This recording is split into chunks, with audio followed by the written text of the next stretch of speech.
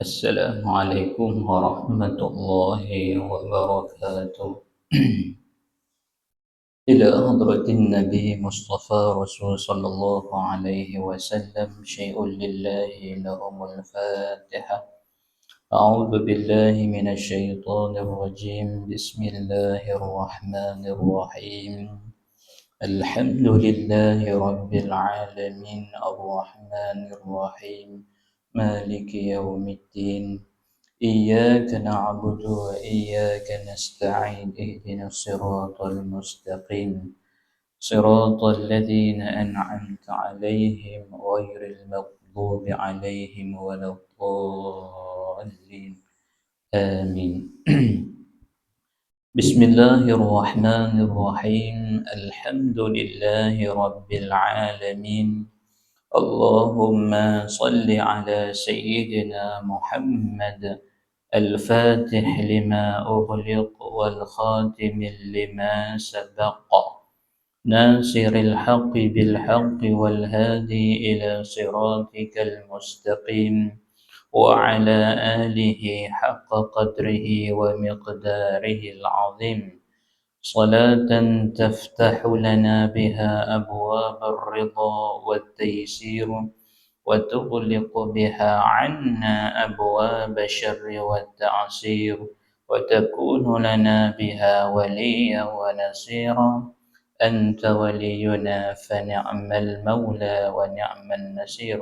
أما بعد. Alhamdulillah, syukur kehadrat Allah Subhanahu wa taala dengan bantuan inayah hidayah taufik daripada Allah Subhanahu wa taala kita dapat berada lagi di dalam majlis yang penuh barakah. Bahkan majlis ini dipanggil majlis himpunan para malaikat Allah Subhanahu wa taala.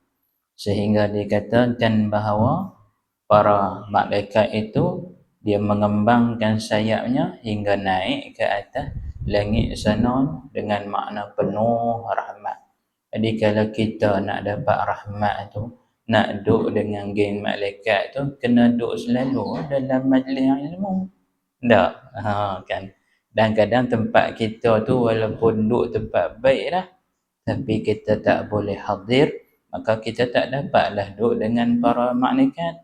Kita duduk dengan syahwat kita, kita duduk dengan seronok kita, kita duduk dengan keadaan kita.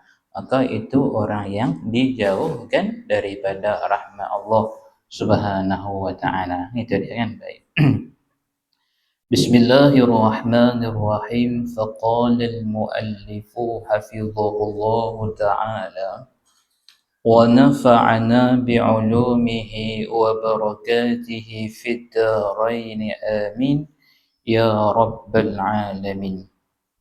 Ila anqal, pada kata pengarang, iaitulah di antara 10 sifat yang tercela tu, yang keji itu mana? Iaitulah bakhil dan kasihkan harta. Itu dia. Bakhil dan kasihkan harta. Firman Allah Ta'ala, وَمَنْ يُوقَ شُحَّ نَفْسِهِ فَأُولَئِكَ هُمُ الْمُفْلِحُونَ. Artinya, sesiapa yang dipelihara Allah dirinya tu, pelihara tu dari sifat kikir, yakni bakhil, maka mereka lah orang yang berjaya, yakni lah humul muflihun, iaitulah yang mendapat kemenangan. Cuba tengok kan. Baik. Bakhil dan kasihkan harta. Jadi kan, bakhil tu kita panggil juga bahasa kita bakhil. Di bahasa kita Melayu tu dia panggil kedekut. Itu makna kan. Bakhil tu dengan makna kedekut, dan dia kata juga dan kasihkan harta. Jadi bila orang tu kasih pada harta, maka dia akan bakhil kan. Sebab itu asal kepada punca jadi kedekut tu sebab apa? sebab sayang kepada harta. Atau punca orang jadi kedekut, punca orang jadi bakhil itu adalah kerana apa? Kerana ada kasih pada harta. Kan? Sebab itulah sehingga mana dia akan membawa kepada janji-janji yang buruk, seperti mana Allah Ta'ala berfirman, asyaitanu ya'idukumul faqra, iaitulah syaitan tu dia menjanjikan kepada kita tu, kalau engkau bagi maka engkau akan kekurangan, ataupun engkau tu akan jadi kurang harta. Itu syaitan. An ya'idukumul faqra, iaitu menjanjikan kamu tu jadi susah. Bahkan dalam kitab Tanwirul Qulub diceritakan bahawa seorang itu menjadi punca jadi kedekut tu ataupun kikir kerana apa? Kerana timbul perasaan kurang yakin kepada Allah. Itu kan. Sebab apa orang tu jadi kedekut? Sebab dia itu kurang yakin kepada mana? Kepada Allah. Itu dia. Dan dia tak percaya kepada Tuhan.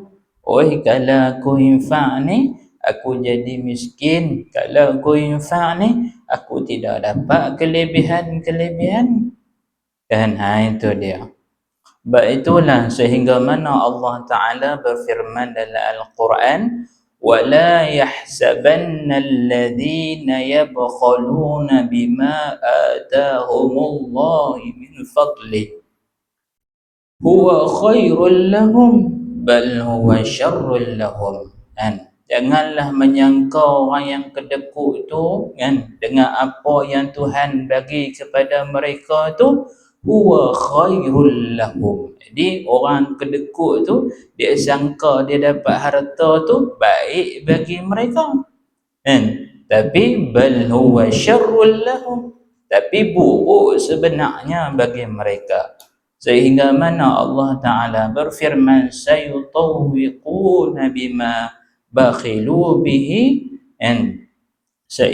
sayutawwiquna bima, Tuhan akan gantungkan dengan apa yang mereka bakhilkan itu fi yaumil qiyamah, iaitulah di hari kiamat nanti Allah Ta'ala akan gantungkan harta-harta kekayaan mereka tu di tengkuk-tengkuk mereka. Sebab apa? Sebab mereka itu kedekut di atas dunia. Itu dia. Tengok lagi. Firman Allah Ta'ala tu, wa may yuqa syuhha nafsihi fa ulaika humul muflihun.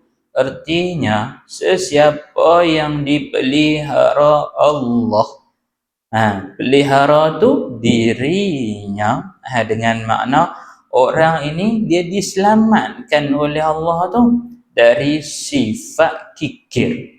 Kadang-kadang kita tu tak selamat juga.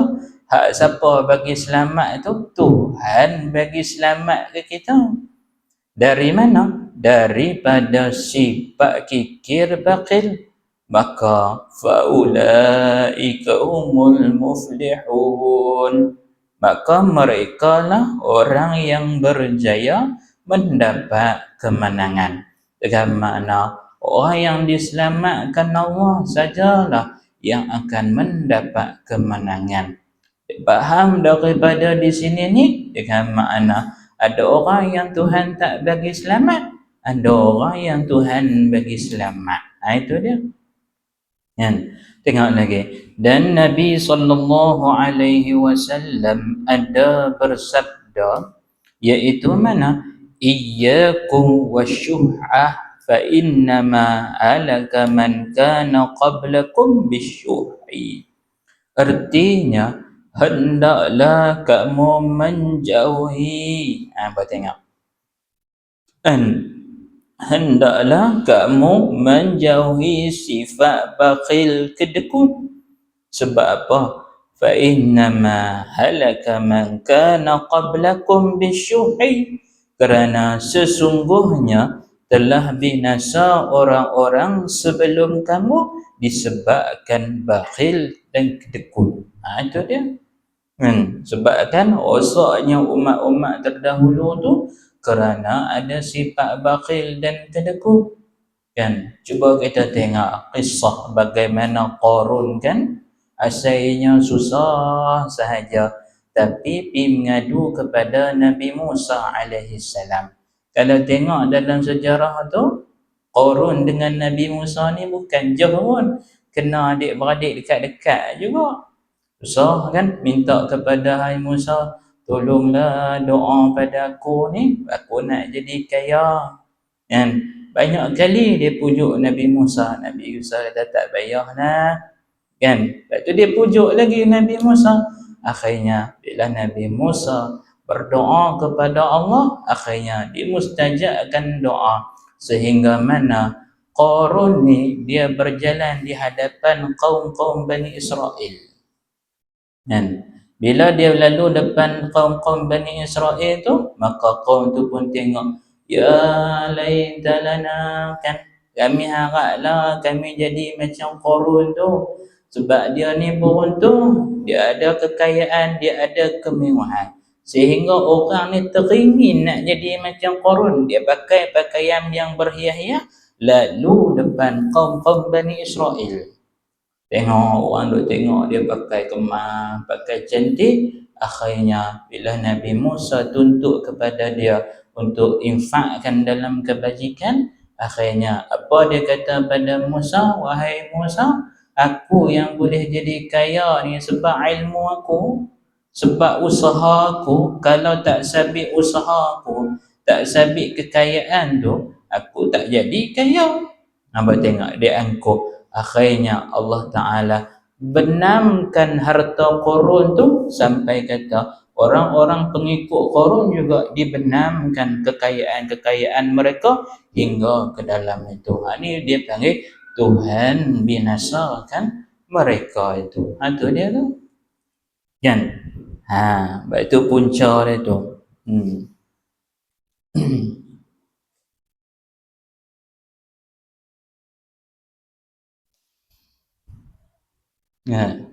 Bahkan kalau dah kita tengok dalam kitab Ayyuhal Walad, iaitulah bila kita tengok dalam satu nasihat, iaitulah berkaitan dengan Hatimil Asam dengan Syaqi Al-Balakhi.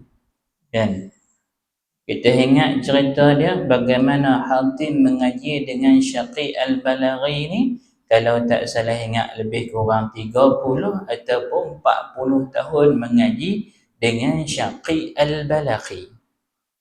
Bila mana dia mengaji dengan Syaqi Al-Balaghi, maka dia tanya kepada anak muridnya, wahai Hatim, apakah yang kau dapat daripada ngaku ni mengaji berapa puluh tahun ni? Lalu dia kata, wahai guruku, aku perhatikan perangai tabiat manusia ni. Ini perangai Hatim ni, tengok perangai manusia.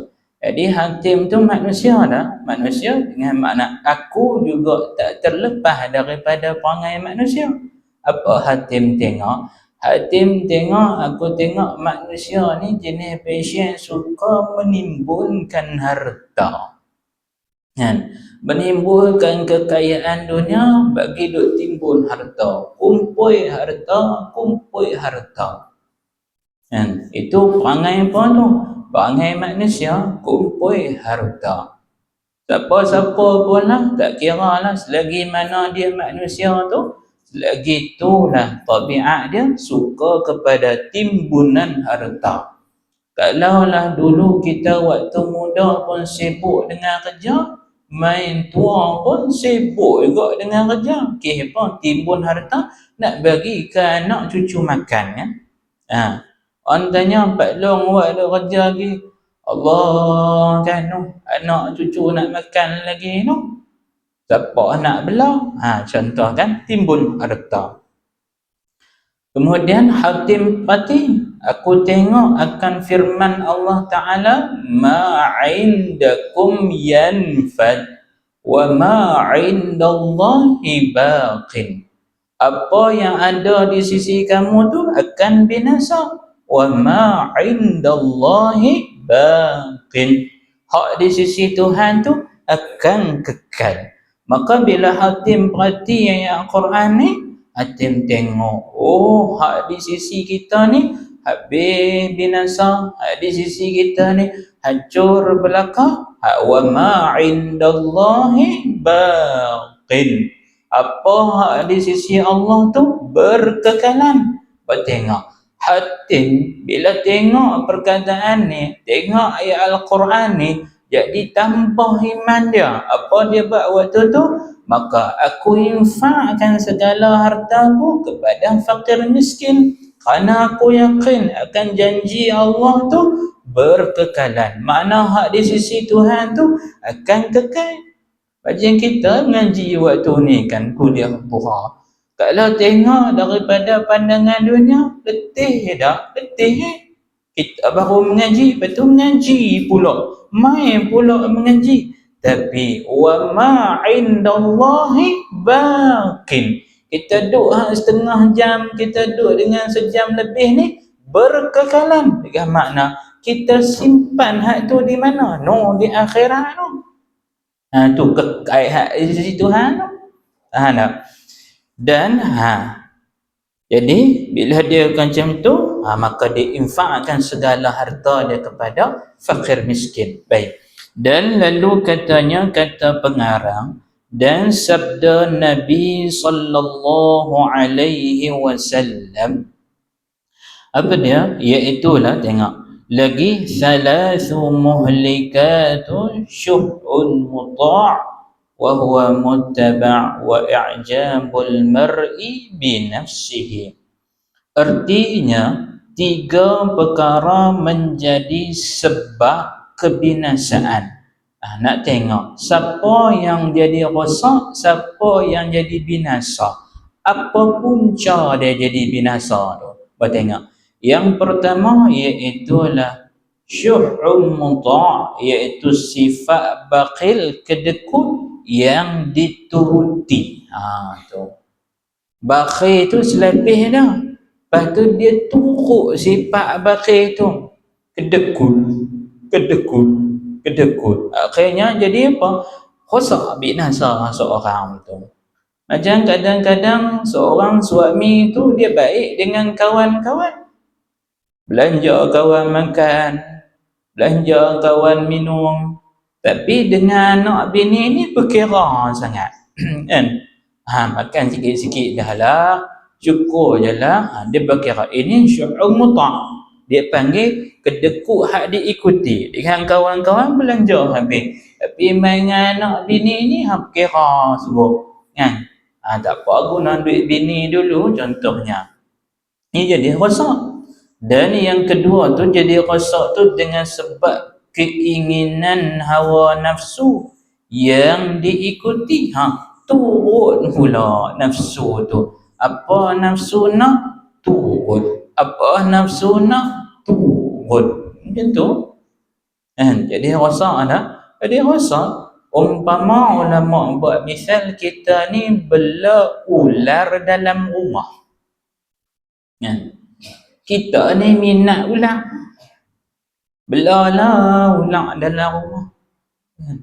Bila bela tu jamu ular.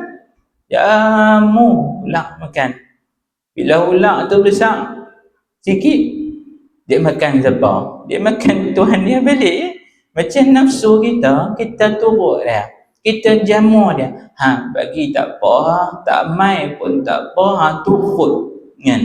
Duduk di pondok dah. Dan kadang bila tok guru duk mengajar, duk siram pokok contohlah kan. Siram pokok. Apa dia kata? Dengar juga tok guru mengajar. Bukan tak dengar langsung. Bukan tak naik langsung tok guru mengajar. Tu dia panggil nafsu hak turut tu. Bila turut nafsu tu, rosak dah. Rosak. Duk dalam pondok sepatutnya dapat kebajikan. Tapi tak mendapat kebajikan. Kerana apa? Kuranglah kebajikan tu. Walaupun duduk di pondok lah, tapi duduk siram pokok, tak apa. Tok guru mengajar pun, aku dengar juga. Bukan aku tak dengar. Ini dia panggil nafsu hak turut. Jadi binasa tak? Binasa. Awalnya siram pokok, lepas tu duduk di pondok. Tak apa, duduk dalam pondok pun dengar juga Tok Guru mengajar. Contohnya, dia dengar dalam pondok, dengar Tok Guru duduk syarah kod mic kan, contohnya. Lepas tu bila tu pejam mata.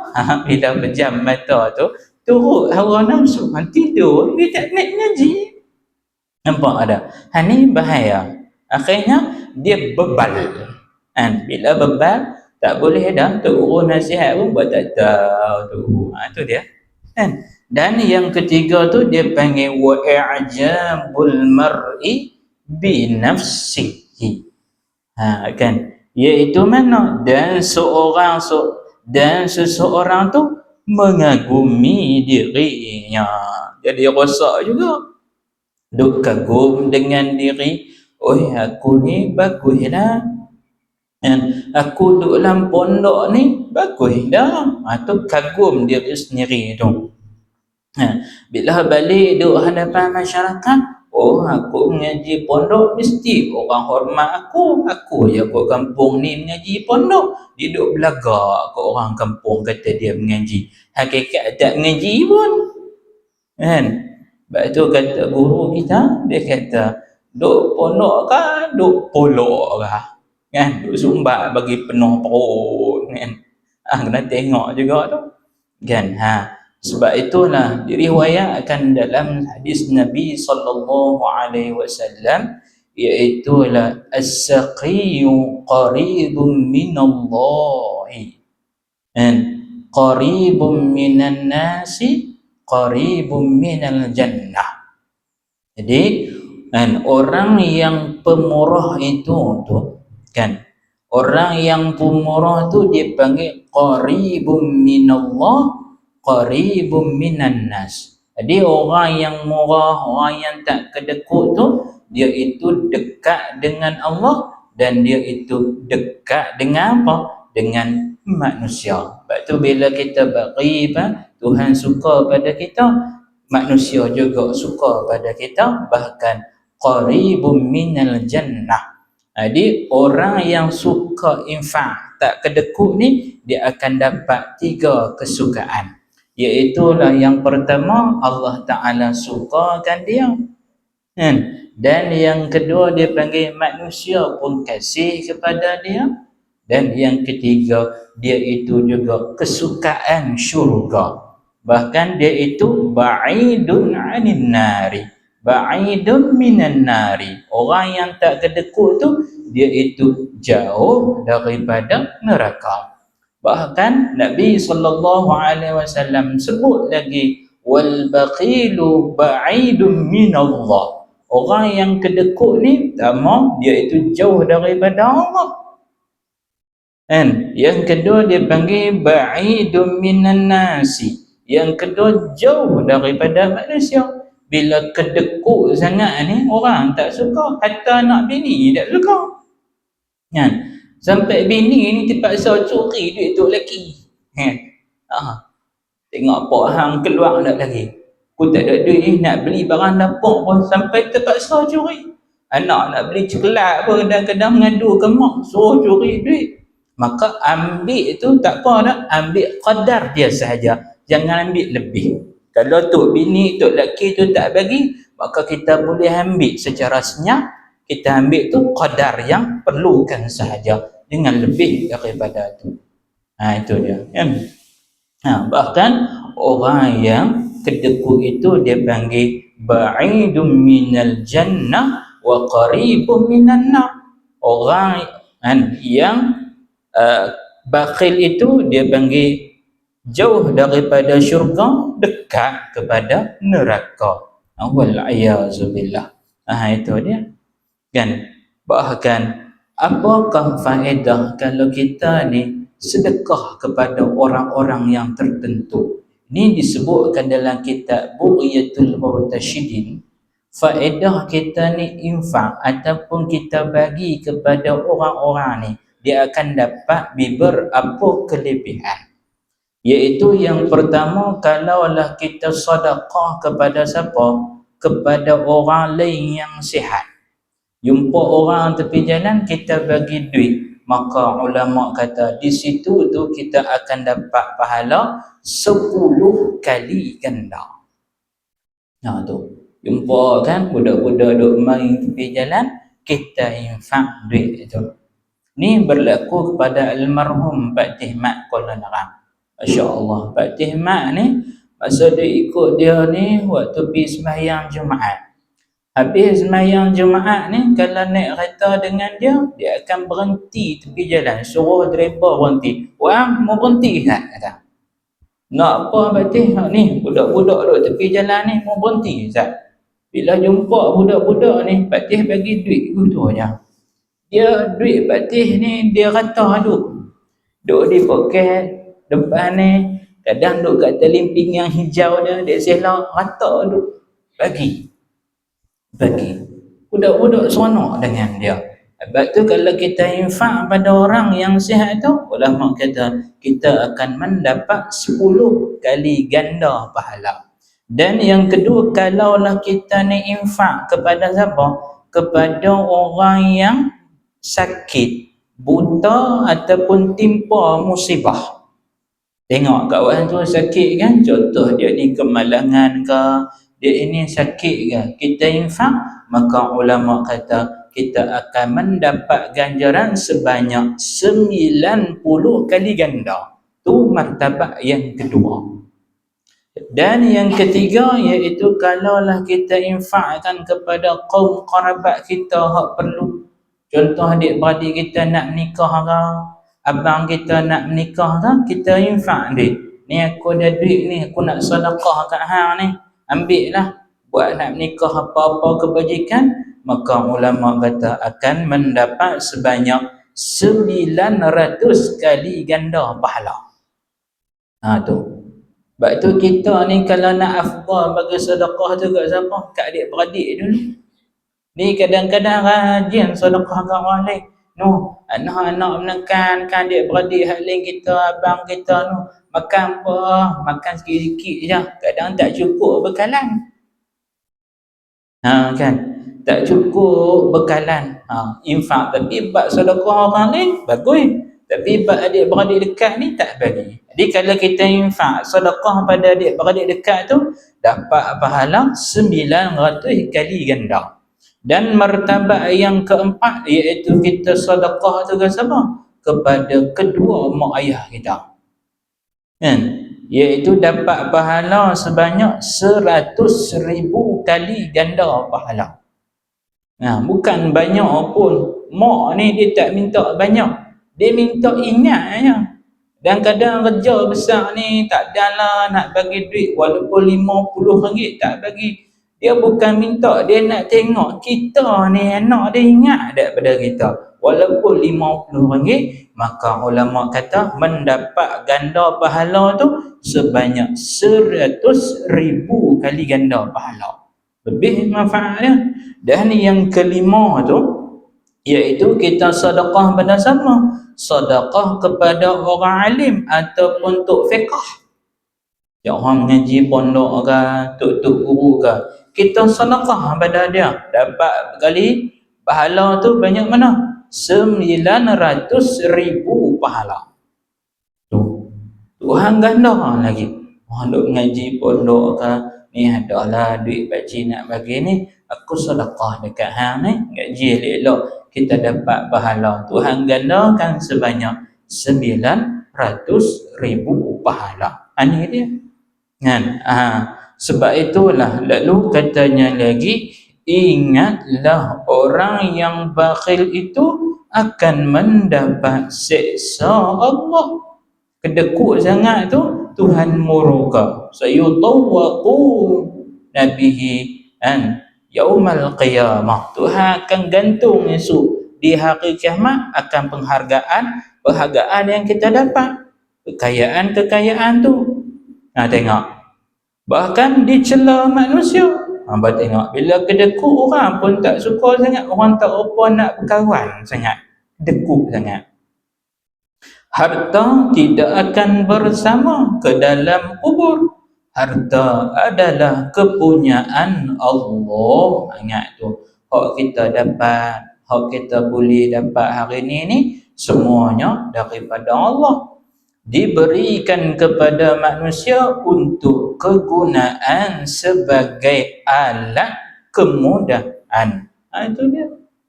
Tuhan bagi dak rezeki pada kita? Bagi. Tuhan bagi dak kekayaan pada kita? Tuhan bagi. Baik itu baiknya Tuhan tu, bila mana Tuhan buat kita, Tuhan sertakan sekali dia punya kelebihan-kelebihan. Tuhan tak biar. Tapi Tuhan bagi itu sebagai apa? Sebagai alat saja. Bukan untuk kita simpan. Bila kata alat itu kena guna tak? Kena guna. Kan boleh duk simpan. Nah, tengok dia kata. Untuk mana? Untuk dibelanjakan di jalan kebaikan. Ada harta, infak. Ada harta, sedekah. Jangan duk simpan. Bukan boleh bertambah pun. Kalau kita simpan harta bertambah tak? Duk banyak tu, macam kita simpan RM10. Dia kembang tak jadi 20? Tak, jadi 10, dia tak beranak. Tapi kalau kita infak, dia beranak tak? Dia akan beranak pula lepas tu.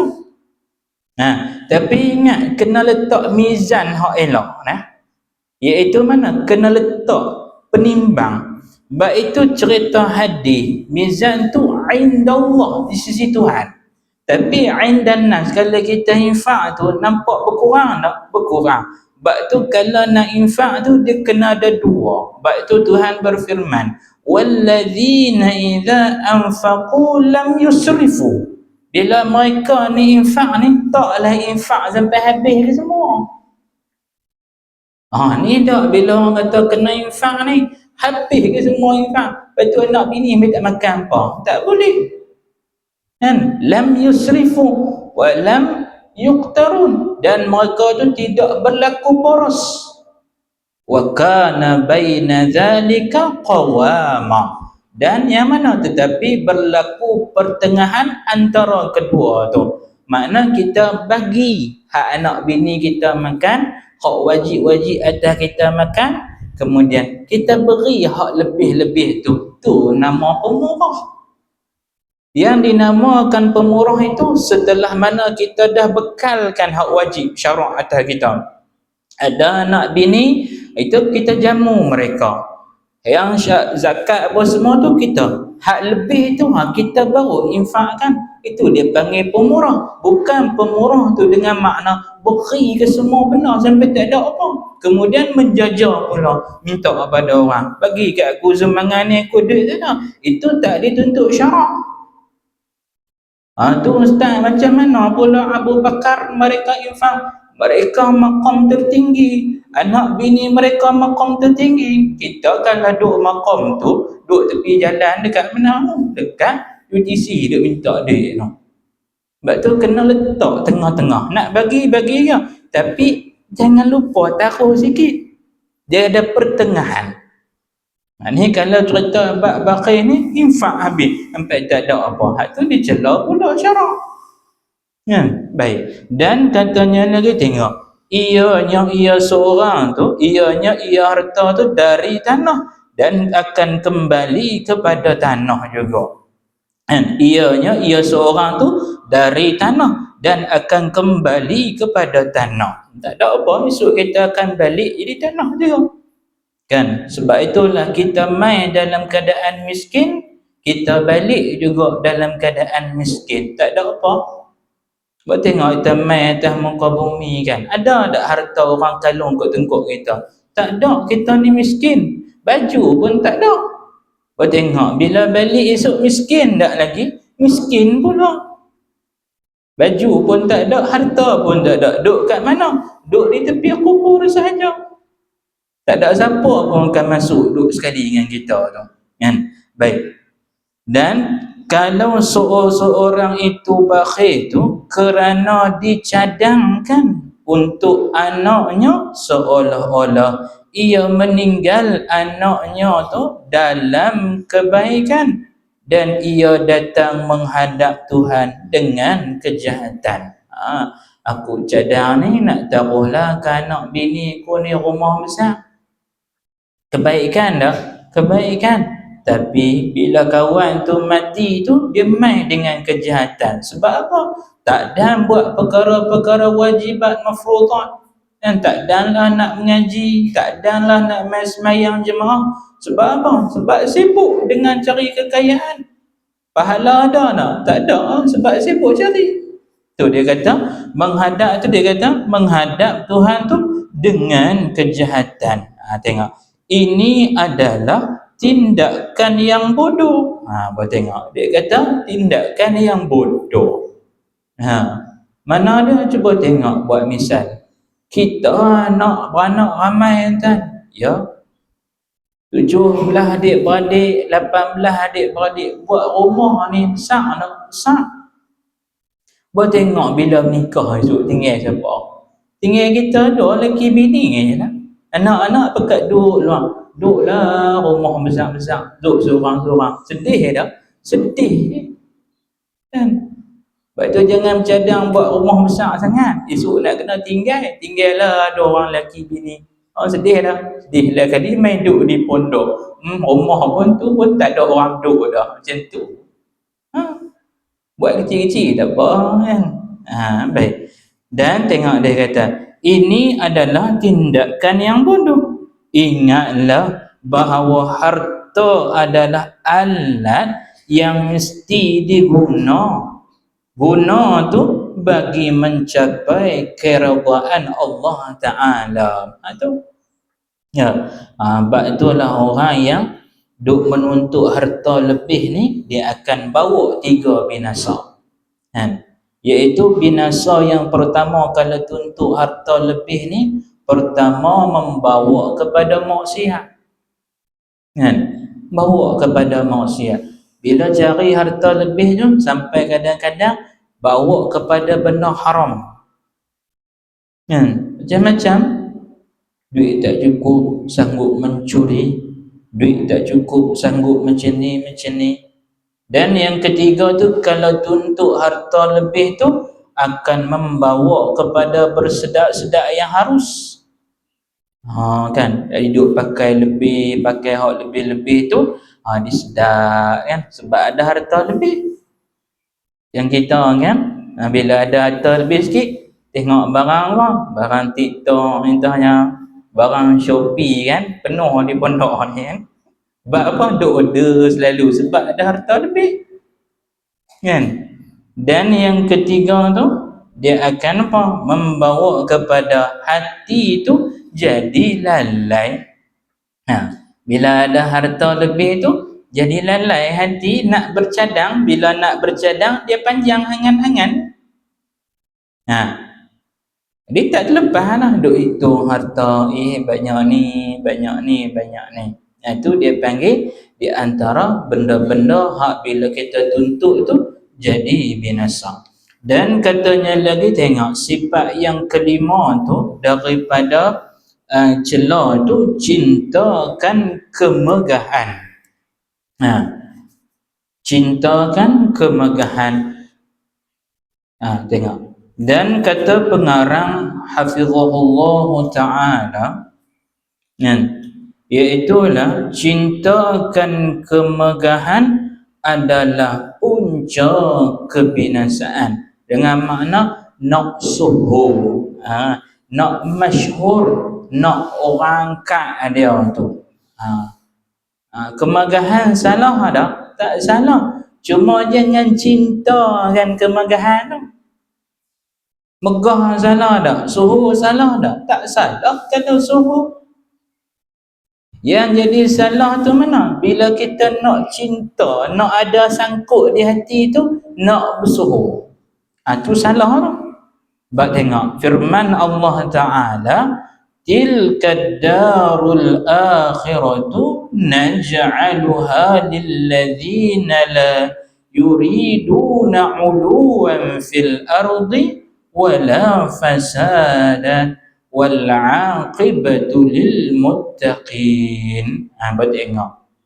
Dia kata di sini, kebahagiaan di negeri akhirat itu naj'aluha, kami jadikan, kami sediakan bagi siapa tu? lilladzina la yuriduna uluwan.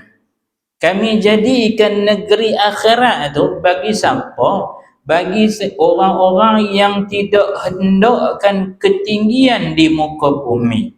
Apa makna uluwan di situ? Yakni kemegahan. Itu makna uluwan. Ha. Sebab tu di akhirat tu bukan tempat kita nak suruh. Kami sediakan bagi siapa akhirat tu? Bagi orang yang mana? Yang tak mau kepada kemegahan dan tidak mahu berlakunya kerosakan. Tengok. Akibat tu, apa makna akibat tu? Ai jannah. Kesudahan yang baik tu dengan makna syurga. Akibat yang baik adalah bagi orang-orang yang bertakwa. Itu je lah. Kan? Tengok. Ayat ini di atas menerangkan bahawa orang yang akan mendapat kebahagiaan tu di akhirat ialah mereka yang suci hatinya tu daripada menghendaki dua perkara tersebut. Jadi orang yang mana yang dapat kebahagiaan akhirat tu ialah orang yang hati dia tu suci daripada dua perkara. Iaitu mana? Yang pertama kita tanya kemegahan tu. Tu suci daripada dua tu. Pertama kemegahan, yang kedua kefasadatan. Fasad, ada benda hak rosak-rosak tu. Orang ni dia akan dapat akhirat. Dapat apa? Dapat kebahagiaan. Wal aqibatun lil muttaqin. Dan termasuk di dalam ketinggian itu ialah kemegahan. Itu dia. Kan? Baik. Dan lalu katanya lagi, tidak menghendaki kemegahan bukan bermakna menolak segala jawatan. Tengok. Tidak menghendaki kemegahan bukan bermakna menolak segala jawatan dan dari menjadi pemerintah. Sebab tu setengah orang tu dia marah pada geng-geng duk kerja pejabat. Dia kata apa? Hampa tak apalah duk laikon sejuk. Kami ni ustaz-ustaz duk ngajak luar di masjid ni kami letih. Tak apalah pakai kasut hitam, pakai blazer kemah duk dalam mana? Duk dalam pejabat. Tapi depa kata depa marah pula. Pok-pok ni nak pada jawatan tinggi ni. Tak boleh cakap macam tu. Sebab itulah dengan semata-mata jawatan tu tak dicela oleh syarak. Kerana apa? Kerana kadang-kadang jawatan tu jadi wasilah kepada nak islah, membaikkan. Mana dia? Seperti alhamdulillah hantan, saya berpeluang masuk dalam Jabatan Mufti Negeri Kedah. Lebih kurang 4 bulan ataupun 3 bulan. Bila saya masuk situ hantan, saya buat praktikal. Bila saya masuk, saya tengok macam ni urusan gerak kerja dalam Jabatan Mufti. Bila kita masuk rentan, kadang-kadang ya, ada kelebihan, ada kekurangan. Jadi kadang-kadang sebab itu dia ada majlis fatwa. Dia ada geng asyarah, dia panggil geng 10. Jadi geng 10 ni tuan-tuan, mereka ni akan masuk mesyuarat, bahkan dalam AJK fatwa tu orang yang mahir-mahir. Kawan ni mahir bab ni, kawan ni mahir bab ni. Mereka bincang tentang salah satunya di antara tuan guru pondok waktu tu sekarang ni iaitu tuan guru Syekh Aminuddin, orang alim tentang sakan ilmu dia. Syekh Aminuddin ni tentang bila dia ni bercakap berhujah dalam mesyuarat ni, dia ceritakan sebiji-sebiji kelah. Kalau kata Pak Lang Badruddin, Tok Mufti kita lama, kalau mesyuarat dengan Syekh Amin ni ibarat umpama kita ni paku rapat. Tak boleh dah ubah. Dia mahir Pak tuan-tuan. Dilantik sebagai ahli Jabatan Fatwa Masyarakat. Dalam tu ada lagi doktor akli yang alim dalam bab fiqh. Tu. Salah ke terima jawatan? Tak salah. Bila kita masuk tu jadi islah, membaikkan, tak mengapa. Sebab tu kita hari ni kita kena keluar daripada kawasan kita. Jangan menidakkan orang lain, jangan kata ke orang lain. Masing-masing ada kelebihan. Kalau kita selaku orang pondok, esok orang lantik kita masuk jabatan mufti contohnya, masuk carikan islah. Sebab masyarakat perlu hari ini. Kita kadang-kadang duk marah kepada Wahabi lah, marah kepada tu. Tapi kita ni tak ada autoriti untuk cakap. Bila kita masuk dalam tu, kita boleh bercakap. Kita buat apa perkara kita nak buat. Ni ada kadang-kadang ni ngaji pondok masuk dalam kerajaan. Ni cinta dunia ni, cinta kemegahan. Tak boleh cakap macam tu. Kan? Kadang-kadang bila kita masuk, kita jadi islah. Nasihat pada mereka. Itu lebih baik. Kan? Sebab tu tengok dia kata, tidak menghendaki kemegahan bukan bermakna menolak segala jawatan. Dan dari menjadi pemerintah, tak boleh jadi wakil rakyat. Bila tak boleh jadi wakil rakyat, siapa nak bersuara bagi kita? Kena ada juga orang yang masuk dalam bab ni. Nampak tak? Yang dilarang tu mana? Tengok, hak dicela tu syarak. Yang dilarang ialah bermegah-megah dengan jawatan. Tu yang salah. Dan kuasa yang diberi. Kerana apa? Kerana seseorang yang diberi jawatan itu adalah memikul tanggungjawab. Sebab tu ulama kata, yang kata wazifah ataupun itu benda-benda jawatan ni bukanlah tasyrif, bukan satu kemuliaan, tapi dia taklif. Bila tanggung, dia kena jawab. Tu bila kita tanggung satu benda tu, kita kena jawab. Hak tu yang Tuhan duk celah tu, kenapa? Ada jawatan tapi tak laksanakan kerja. Ada jawatan tapi tak buat. Hak tu dicela. Pasal nak mengundi, heret tu guru pergi kata. Kan? Pasal habis mengundi, tu guru pun tak nampak dah, tahu tepi macam tu je. Hak tu dicela. Tengok dia kata, dan amanah dalam menyempurnakan tugas-tugas yang dipikulkan ke atasnya. Ia tidak ada kelebihan dari orang lain. Masing-masing memikul tugas dan tanggungjawab. Dengan mana? Tengok dia kata, orang yang paling baik ialah yang melaksanakan tugas dengan sebaik-baiknya, dengan jujur dan ikhlas. Lihat, Yusuf alaihi salam meminta supaya diberi jawatan Menteri Pertanian, Perbendaharaan. Negeri menjadi makmur di masa ia memegang jawatan tu. Tu dia, Nabi Yusuf. Tengok bagaimana dia perintah. Hebat ada? Hebat. Tengok bagaimana dia punya pertanian jadi hebat, ada kawasan tu jadi hebat. Sebab apa? Sebab menjadi makmur Nabi Yusuf yang pegang waktu tu. Sebab itulah harta ni kalau duk dekat orang baik jadi baik. Tapi kalau harta ni duk dekat tangan orang yang tak baik, dia akan jadi binasa. Tengok Rasul sallallahu alaihi wasallam, tengok Abu Bakar, Umar, Uthman, Ali, semuanya telah memegang jawatan kepala negara. Mereka ni bukan takat duk berhati berzikir saja, tapi mereka ni juga fikir pasal negara. Kau tengok, janganlah kata Rasulullah tu hanya mengajar saja, Rasulullah hanya berzikir saja. Tak, Rasulullah memimpin umat. Tapi ingat, janganlah kita gunakan dalil ni kata semua kena masuk dalam kerajaan perintah. Tak.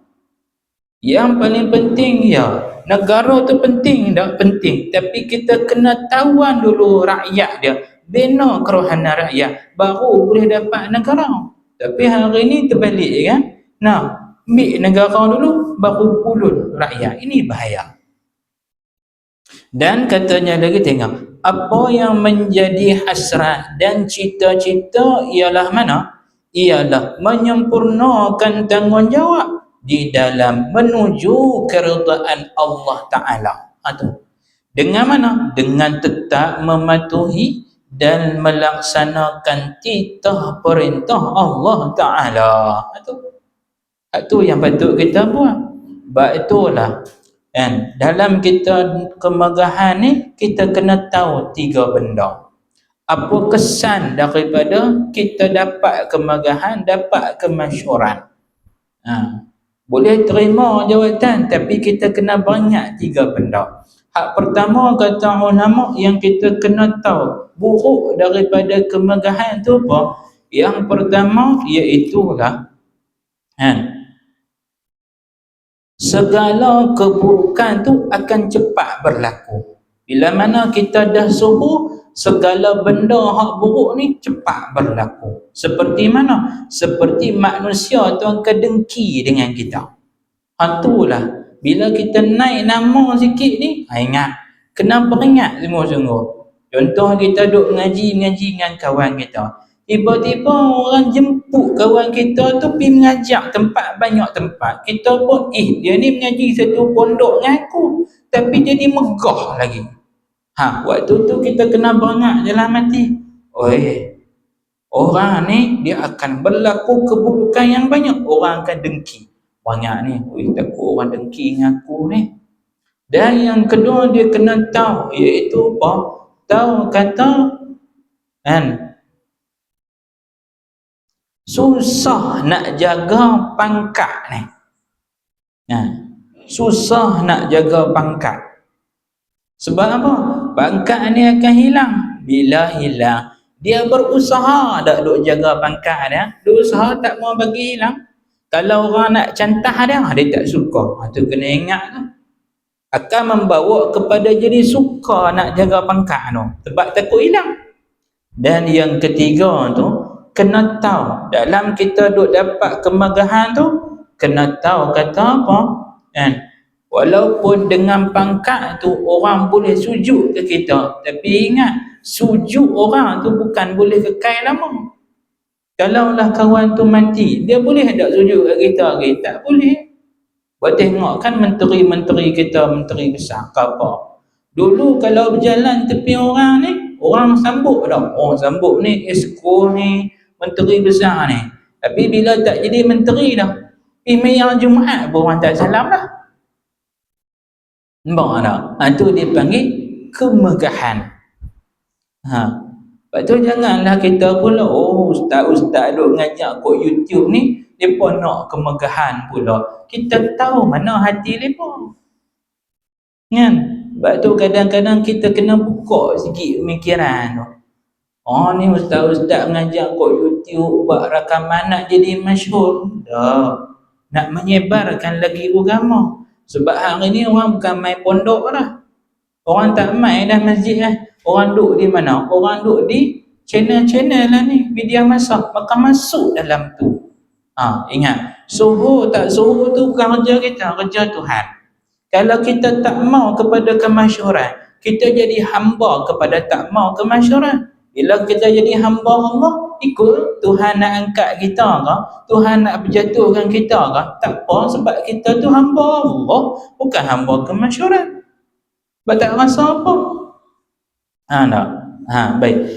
Dan lalu katanya lagi, cintakan dunia. Tengok, dimaksudkan dengan dunia di sini ni, hak kata dunia itu ialah sesuatu yang tidak memberi manfaat selepas mati. Itu makna cintakan dunia. Tengok, dimaksudkan dunia di sini ni ialah sesuatu yang tidak memberi manfaat tu selepas mati. Tiap-tiap perkara hak tak beri manfaat, tak beri faedah Lepas daripada kita mati tu, hak tu lah panggil dunia. Jadi faham muqabil, lawan begini apa? Tiap-tiap perkara yang jadi manfaat atas dunia. Kan? Maka itulah dipanggil akhirat. Tak? Kan? Mana dia manfaat atas akhirat, atas dunia ni? Seperti ibadat kita. Ni, kita ni duduk atas dunia lah. Duduk atas dunia lagi. Maka jadikanlah perkara-perkara atas dunia tu beri manfaat untuk akhirat. Maka jadi akhirat. Kita ada pakaian, kita ada rumah, kita ada harta, maka jadikanlah dunia ni sebagai manfaat di akhirat. Taklah jadi dunia. Tapi orang kadang-kadang kata ni, dunia semua ni, dunia semua ni. Betul lah hang duduk kat mana? Dia tak boleh kita. Bukan duk akhirat lagi. Mana jadikan dunia tu sebagai apa? Jadi akhirat. Taklah jadi dunia. Itu dia. Sebab tu dia kata di sini kan, dia kata yang kata dunia tu sesuatu yang tidak memberi manfaat selepas mati. Kau tengok di sini. Kalau dunia semata-mata dicela tak? Tak dicela. Hak cela tu mana? Cela tu cinta dunia tu. Hak tu dicela. Kerana apa? Allah Ta'ala berfirman dalam Al-Quran. Wala tansa nasibaka fid dunya. Jangan hang lupa bahagian habuan untuk dunia tu. Jangan lupa. Hak Tuhan marah tu mana? Cintakan dunia tu. Hak tu salah. Kalau dunia semata-mata, dia tak salah. Hak jadi salah tu, kita kasih pada dia. Nak kepada dia puluh sungguh-sungguh tu. Hak tu dicela. Tak? Baik. Dia kata tengok sini. Firman Allah Ta'ala itu, فَأَمَّا مَنْ طَغَى وَأَثَرَ الْحَيَاةَ الدُّنْيَا فَإِنَّ الْجَحِيمَ هِيَ الْمَأْوَى. Artinya, adapun orang-orang yang melanggar batas-batas hukum tu dan mengutamakan kepentingan hidup di dunia dengan mengikut keinginan yang diharamkan, maka neraka jahimlah. Maka di neraka jahimlah tempat kediamannya tu. Orang yang langgar hukum syarak, orang duk penting sangat kehidupan ni, fa innal jahima hiyal ma'wa. Tuhan sediakan neraka jahanam ni buat siapa? Bagi mereka. Kan? Adapun cuba tengok. Adapun orang-orang yang takutkan kebesaran Tuhannya, lalu menahan diri dari mengikutkan kehendak hawa nafsunya, yakni dengan selalu berada dalam batas-batas ketaatan kepada hukum Allah dan Rasulnya, maka syurgalah tempat menetapnya. Itu lah kita buat hak Tuhan suruh tu, Tuhan janji syurga. Letih dah buat ibadat atas dunia, letih. Ngaji jauh-jauh mai mengaji, duduk sejam setengah, letih dah. Letih, tapi ingat Allah Ta'ala sediakan syurga buat kita. Sebab itulah diceritakan ad-dunya sijnul mu'min. Dunia ini dia panggil penjara orang mukmin. Tak boleh buat nu, tak boleh buat ni, kena buat nu, kena buat ni. Tapi dia panggil wal jannatu lil kafir. Tapi syurga ni ibarat di sisi orang kafir ni seperti syurga dah lah. Kan? Boleh buat anu lepas seronok dengan nikmat. Sebab tu kalau tengok orang mukmin ni sedih, semayang pun duit tak apa nak ada. Kan? Tu yang duk harap mayang-mayang tu ada sikit duit. Kan? Mailah mengaji tu pun tak kaya-kaya main mengaji. Tapi ingat Allah Ta'ala sedia satu tempat. Itu dah dalam syurga Allah. Sebab itu berjaya tak berjaya ni di mana? Bukan hukum atas dunia. Kita semayang banyak pun belum ukuran kita ni orang berjaya. Nak berjaya ni bila mana? bila kita terlepas daripada azab neraka, kemudian masuk dalam syurga. Faman zuhziha 'anil nar faqad faz. Tuhan firmankan, dialah orang berjaya. Sebab tu jangan sedih duduk atas dunia ni. Kan? Ingat dia kata, sabda Nabi sallallahu alaihi wasallam iaitu hubbud dunya. Artinya hubbud dunya ra'su kulli khati'atin. Ini di antara juga kalam Nabi Isa alaihi salam. Itu dia. Ya. Sebab itulah diceritakan bahawa ada satu orang Nabi, tak ingat Nabi mana, diriwayatkan bahawa satu hari dia jumpa dengan dunia. Tapi dunia ni bentuk dengan satu orang perempuan tua. Satu orang perempuan tua. Teruk dah, bodoh dah. Dia tanya, ni menikah apa ramai dah, wahai perempuan? Dia kata, aku menikah ramai dah laki aku, tapi banyak laki aku mati dah. Tapi tua-tua aku pun ramai lagi nak kepada aku, katanya. Mereka tak serik-serik kepada aku, tapi dia perlu nikah lagi dengan aku. Lalu apa isyarat di situ? Isyarat di situ, itulah gambaran dunia. Dunia ni tua dah, tapi orang mau pada dia lagi. Pelik sungguh, kata Nabi tu. Dia kata, ajib sungguh no, ramai lagi nak pada engkau, sedangkan kau ni orang tua. Macam kita ni lelaki meninggal, tinggal kita orang seorang-seorang. Lepas tu orang tanya, mak ngahtum nak nikah nak lagi? Allah Ta'ala tak mau dah nikah semua katil. Contoh kan, semua katil tak mau dah menikah. Orang tak mau dah. Tapi dunia ni mau dah lagi. Walaupun dikecewakan banyak kali, tetap orang mau. Itu kan. Sebab tu tengok dia kata, dan arti sabda An-Nabi tadi, kasihkan dunia itu kepala segala kejahatan. Bila ada kasih, tu yang jadi punca rasa tu. Tapi kerana dunia semata-mata ambil habuan hak perlu saja, dicela tak dicela. Tu. Dan tengok kehidupan dan kesenangan di dunia ni adalah sementara. Kehidupan dan kesenangan di akhirat itu adalah kekal. Di dunia tempat berusaha bagi mencapai kebahagiaan di akhirat. Tu. Sebab tu tak boleh dia kata, sekarang ni kira dunia ya. Tak boleh. Sebab apa? Kita perlukan dunia untuk jadi bekalan juga di akhirat. Ni dunia. Lah duduk di mana? Tanya balik kan. Lah duduk di mana? Sebab tu tengok dia kata, ad-dunya mazra'atul akhirah.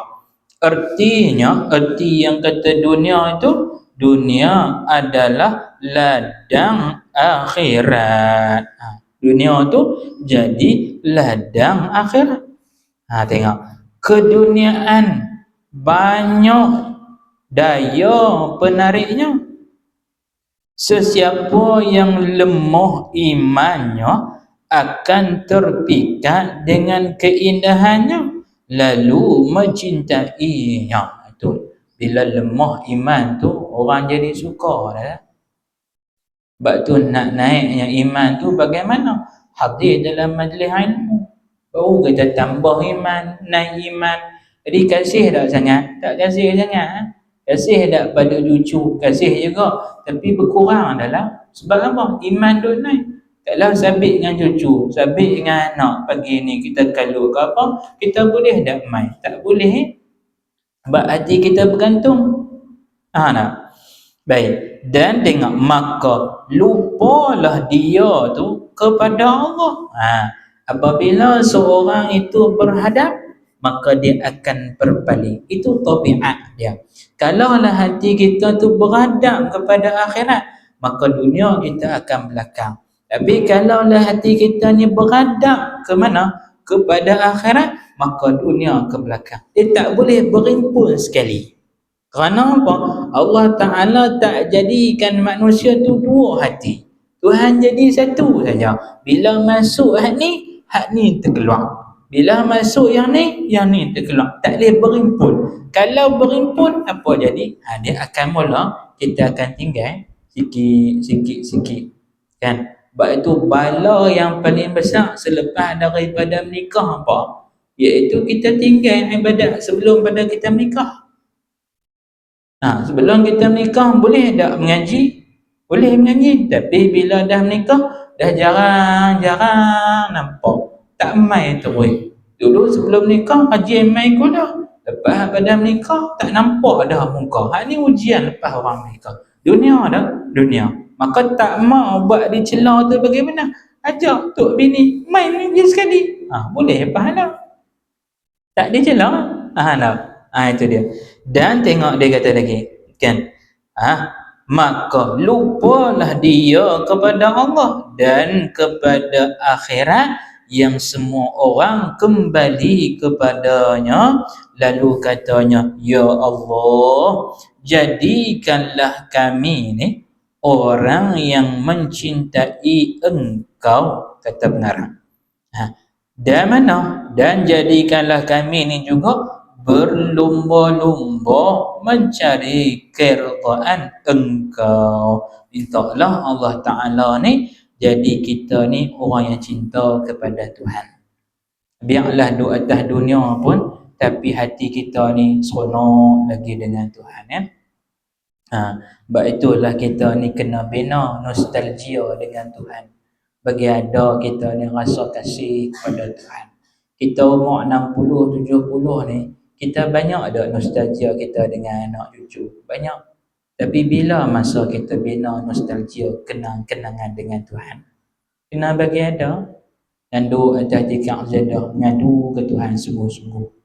Tuhan, aku ni tak kasih lagi pada Engkau. Kau tolongkan aku ni kasih pada Engkau. Itu dia panggil bina nostalgia. Dan berlumba-lumba mencari keridaan Engkau. Amin ya Rabbal Alamin. Dan lalu katanya mengagumi diri, yakni ujbun. Kan? Wallahu subhanahu wa ta'ala a'lam. Situ dulu lah.